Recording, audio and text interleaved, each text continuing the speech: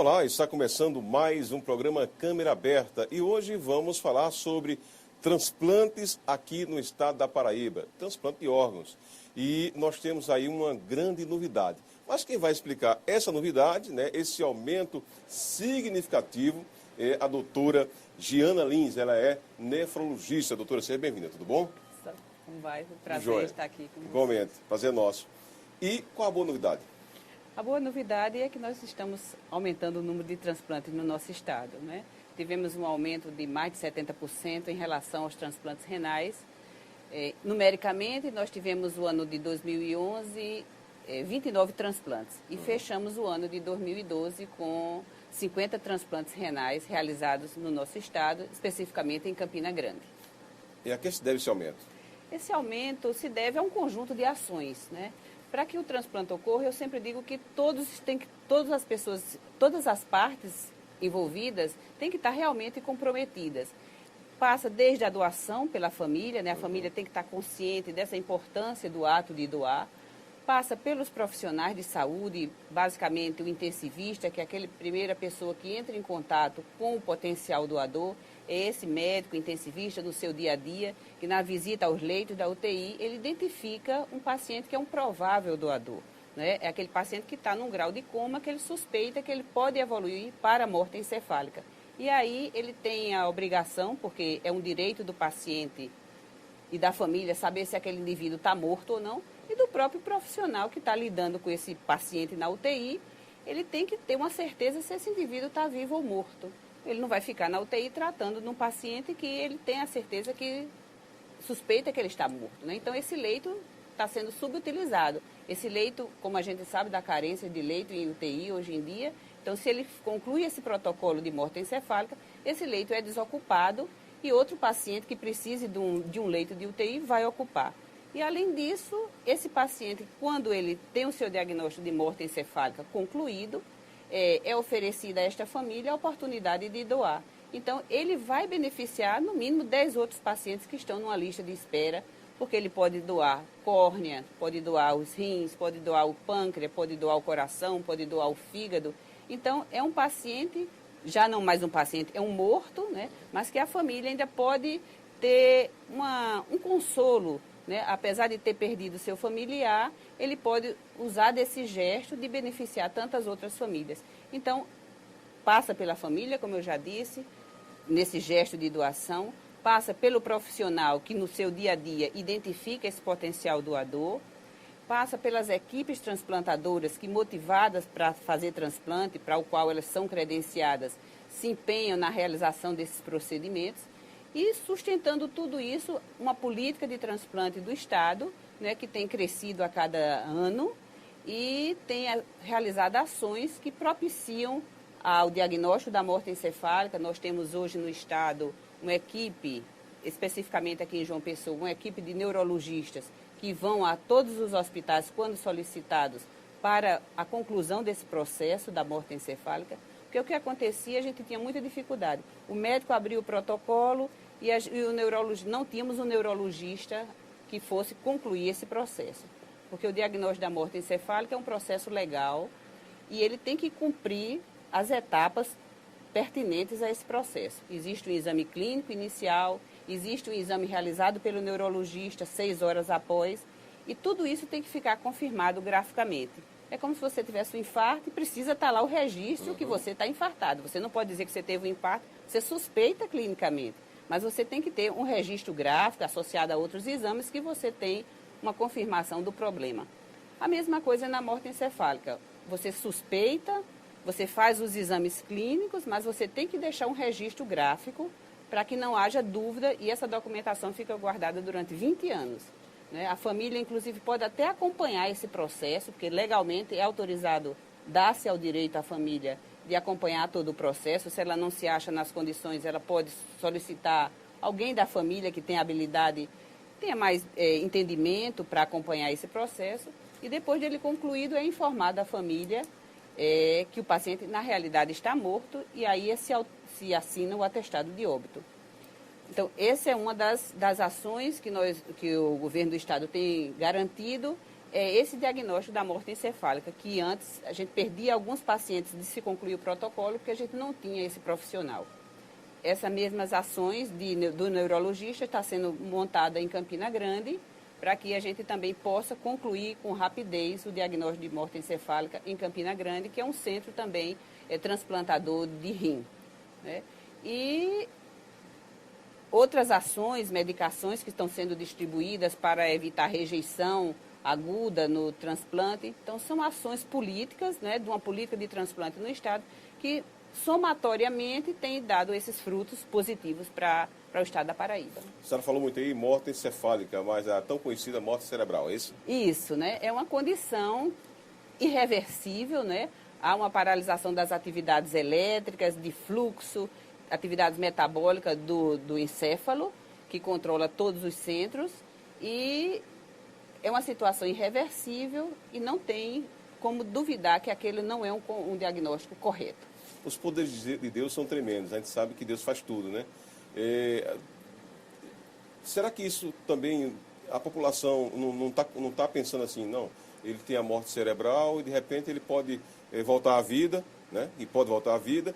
E será que essa não é a barreira, doutora Giana?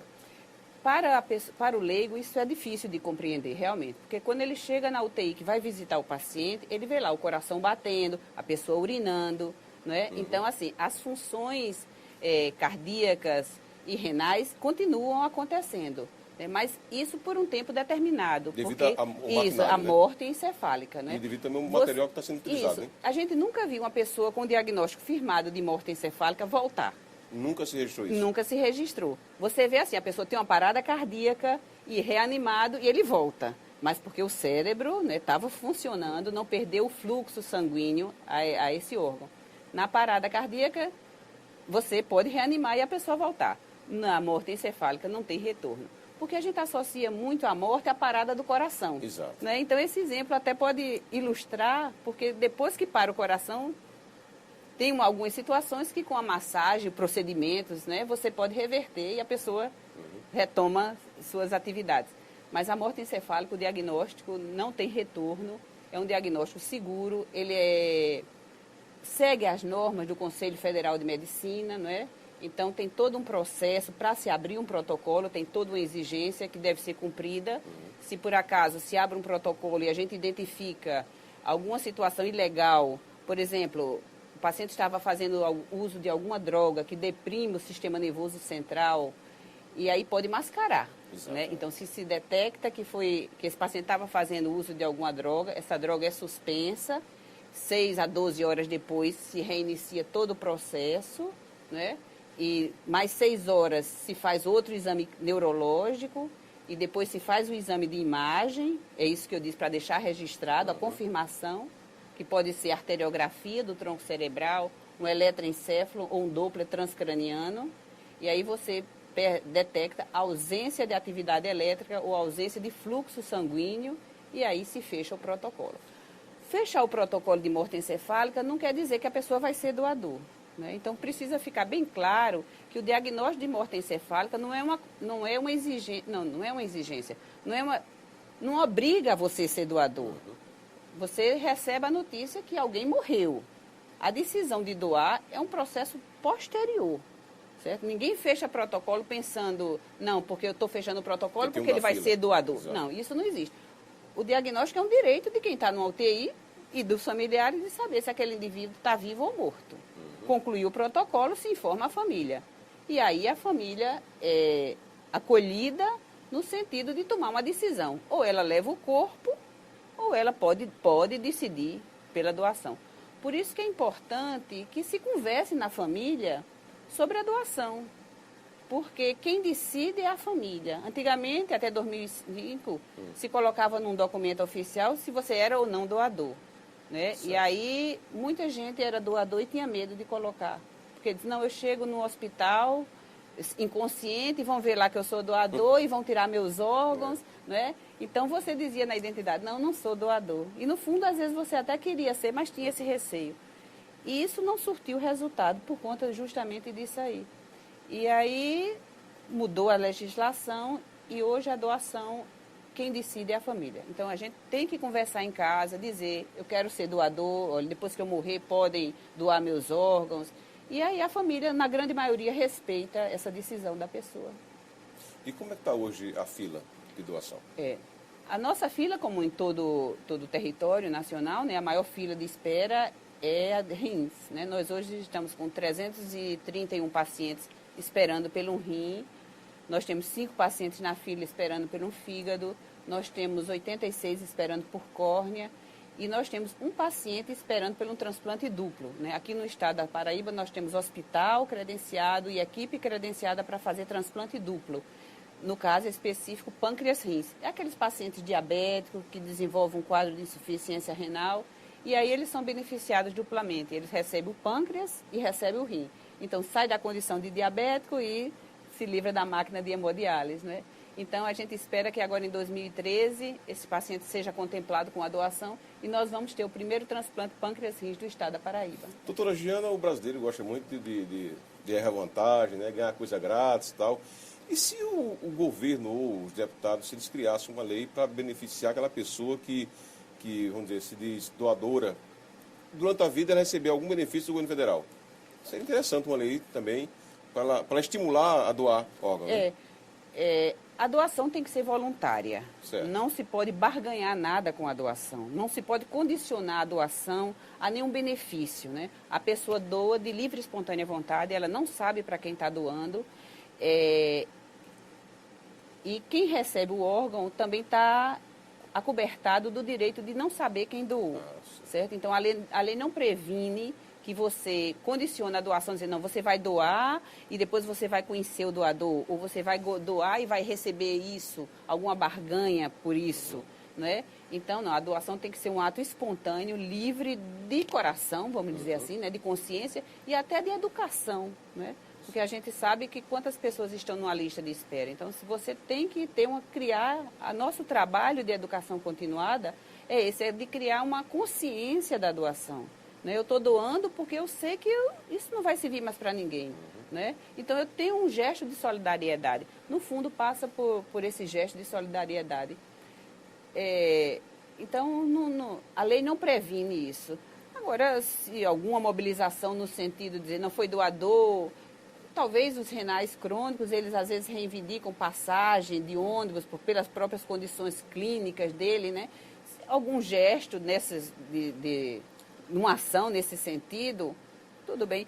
Já houve mobilização até no sentido de colocar nome de alguma rua, né, com o nome doador fulano de tal. Quer dizer, estimula até a família se sente gratificada por esse gesto. Então, são ações que podem realmente serem feitas, né, mas assim, a doação, a gente não condiciona a doação nem a um benefício, né, nem ao ato de você ter, não, eu só vou doar se eu conhecer o doador. Não, isso não. É preservado o direito do anonimato, tanto ao doador como ao receptor. Qual o momento que toda a equipe, o momento que acontece de comunicar a família e o momento de dizer, pessoal da equipe, vamos fazer esse transplante aqui hoje. Isso se dá quando a pessoa está ainda em morte cerebral, com todos os equipamentos ligados, ou após o desligamento desse equipamento? A doação em si passa por umas fases, como eu já disse.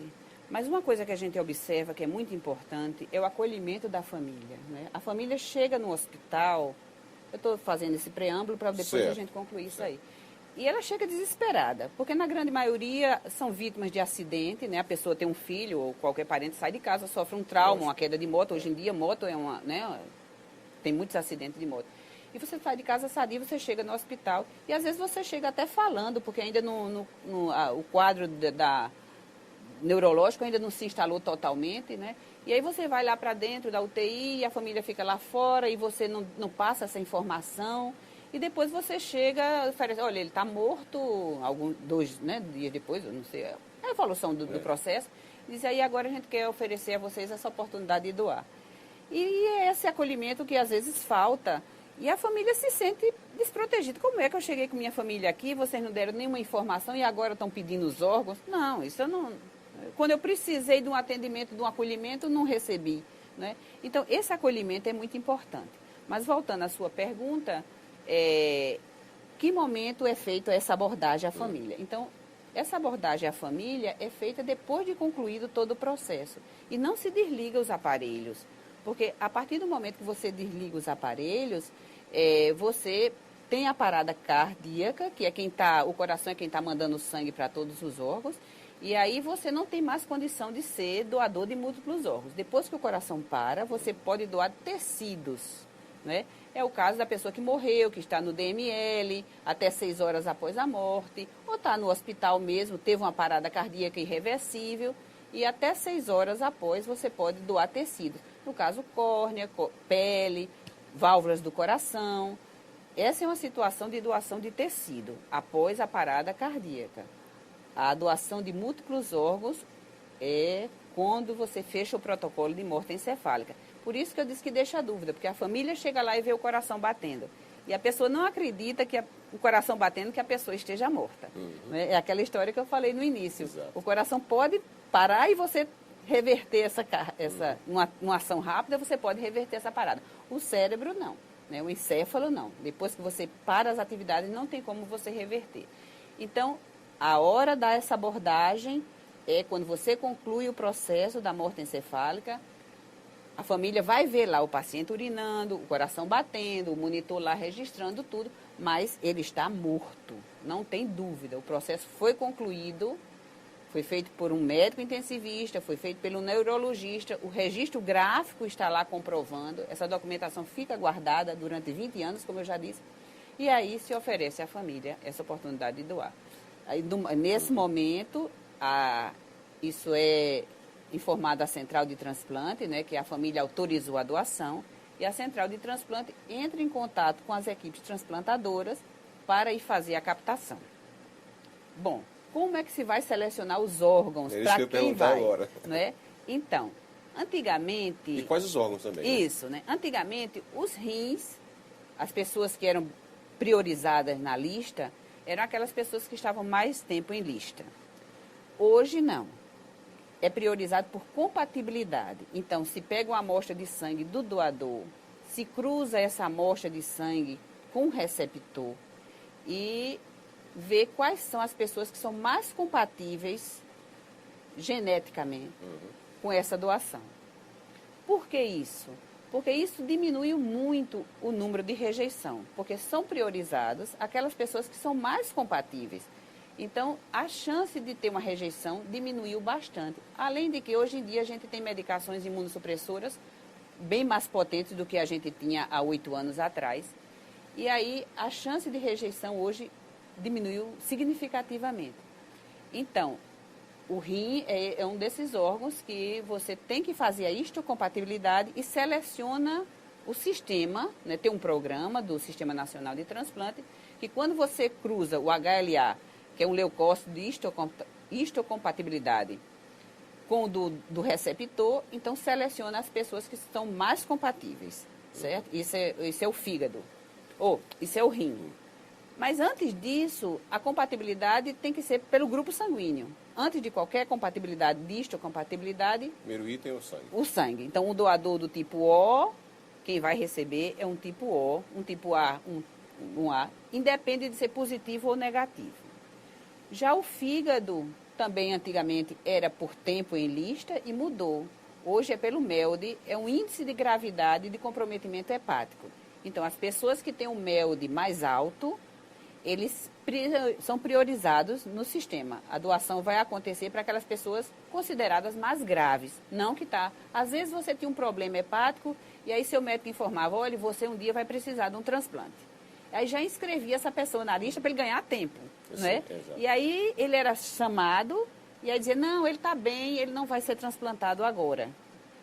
E as pessoas que estavam mais graves, talvez fossem inscritas mais recentemente, perdiam essa vez. Então, todo esse sistema foi analisado e hoje o rim é por histocompatibilidade e o fígado é pelo MELD, que é um critério de gravidade. O coração é por tempo em lista, mas também requer alguns requisitos, como medidas antropométricas, o tamanho do coração, a caixa torácica do receptor, porque às vezes uma pessoa grande tem um coração grande e quem é selecionado para receber esse órgão é uma pessoa franzina que aquele coração não vai se adaptar bem na caixa. Então tem essas condições também, né? E os outros, o pulmão também tem caixa torácica, mas nós não fazemos, são poucos estados do Brasil que fazem transplante de pulmão. Então tem essas peculiaridades, mas eu estou na lista e outro passou na frente. Não é? Às vezes a pessoa diz, mas às vezes porque aquele que foi selecionado, as características do doador não eram compatíveis com as características que o médico, quando inscreve na lista, ele diz, eu quero um doador de tanto a tantos anos. Se ele disser que quer um doador até 60 anos, se houver uma doação de alguém de 61, ele não está concorrendo. Um exemplo grosseiro, exato, né? Mas eu quero dizer assim, que às vezes a pessoa diz, mas eu não fui chamada ainda, porque o sistema vai orientar o receptor ao doador com as características que foram informadas, né? O médico transplantador é quem inscreve o paciente na lista. Então, se alguém tem um problema que precise de um transplante, ele tem que procurar uma equipe transplantadora para o órgão que ele vai necessitar. Então, aqui no estado, nós temos equipe transplantadora de rim em João Pessoa e Campina Grande, né? E as pessoas que fazem hemodiálise são livres para escolher onde ela quer, a equipe que ela quer procurar para ser transplantada. Bom, acho que a preferência é quem tem o grau de doença mais elevada. Por exemplo, diabetes tipo 1 e tipo 2. A preferência é para tipo 1. É isso? Que é mais grave. Isso, porque a nefropatia diabética, eu já vou falando assim, ela se desenvolve, ela tem um período de evolução de doença do diabetes, para que a pessoa possa, 45% das pessoas que são diabéticas, um dia elas vão desenvolver algum comprometimento renal, né? E aí precisa de um tempo de 10 a 15 anos de evolução de doença.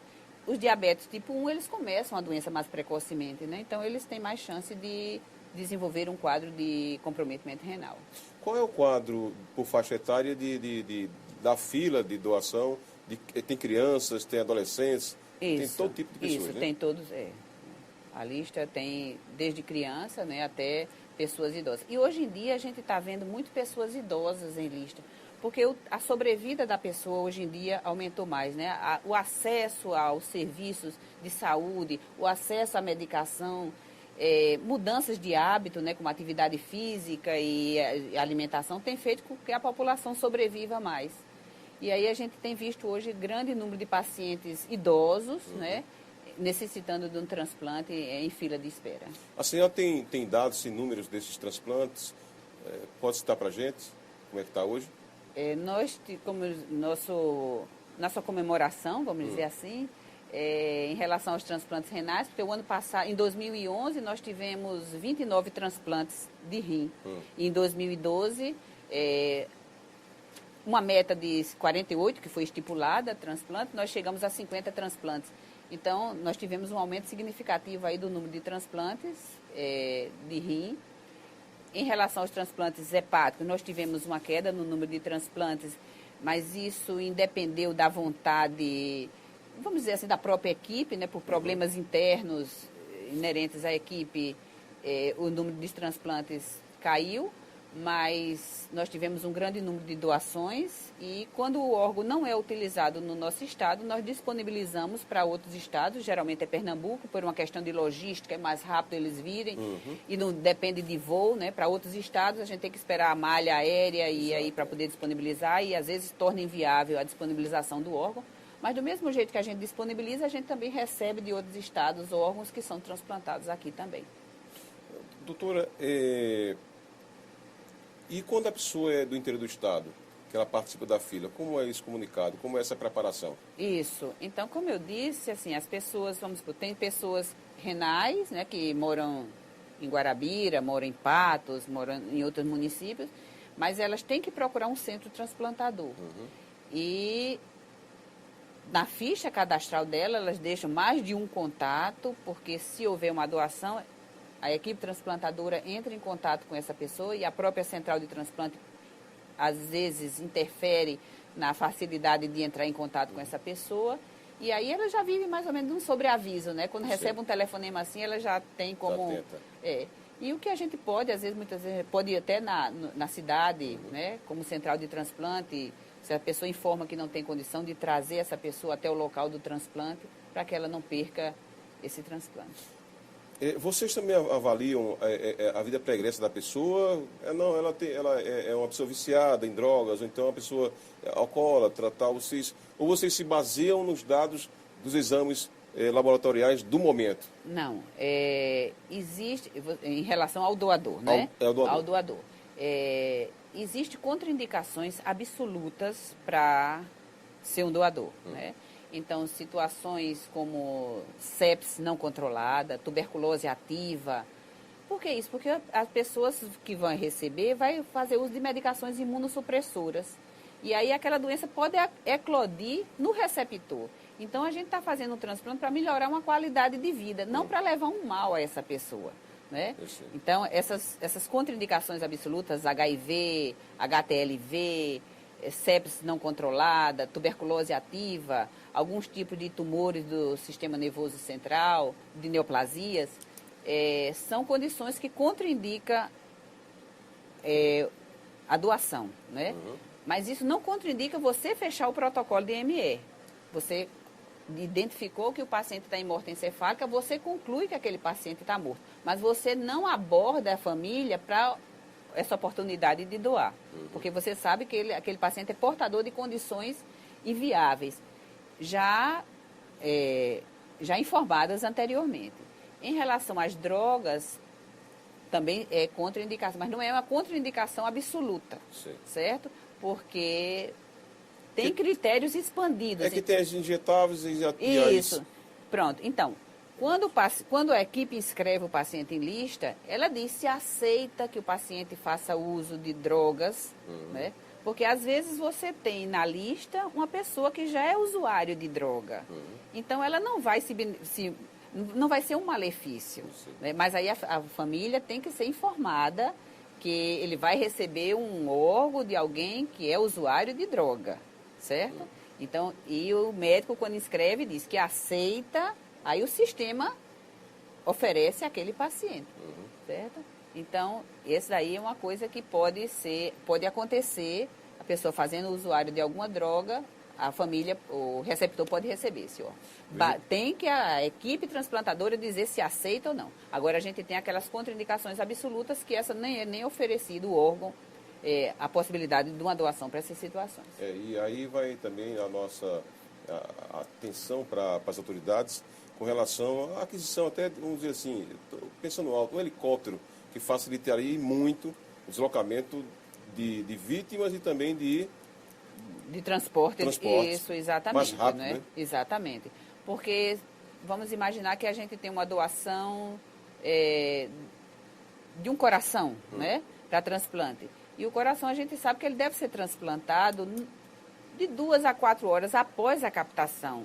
Quanto mais rápido, melhor a qualidade. Então, esse deslocamento para outro estado demanda tempo, né? Se for por via terrestre. Exato. E um helicóptero faz essa transferência com mais rapidez e a gente poderia utilizar. A inserção do nome da pessoa para querer ser transplantada se dá verbalmente pela pessoa ou através do seu médico? Isso.